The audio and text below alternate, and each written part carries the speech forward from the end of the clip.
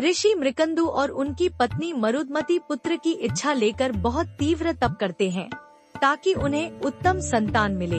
वे ईश्वर से वर मांगते हैं। उनकी भक्ति देखकर भगवान शिव प्रकट होते हैं और कहते हैं कि उन्हें 2 प्रकार के पुत्रों में से एक चुनना होगा, या तो तेज बुद्धि और धर्म प्रिय पर अल्प आयु वाला पुत्र, छोटी आयु पारंपरिक रूप से 16 वर्ष कहा गया, या लंबी आयु वाला पर कम बुद्धि कम प्रतिभा पुत्र।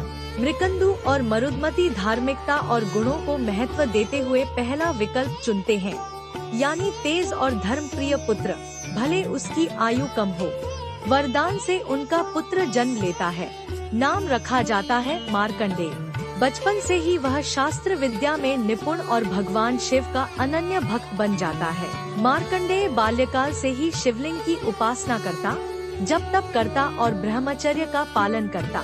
उसका जीवन पूर्णतः शिव भक्ति में समर्पित हो जाता है। भाग्य का समय, वह आयु जिसके लिए उसे जन्म दिया गया था, परंपरागत कथा में 16 वर्ष पूरा होने के निकट पहुंचता है। यह वही समय है जब मृत्यु उसे लेने आनी है।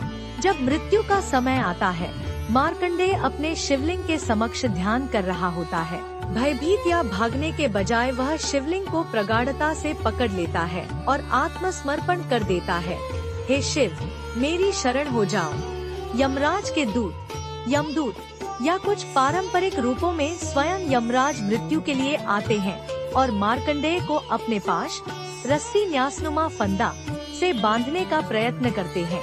जब यमदूत का फंदा पाश मार्कंडेय पर फेंका जाता है, वह शिवलिंग के साथ ही घिर जाता है, यानी पाश ने शिवलिंग और भक्त दोनों को पकड़ लिया।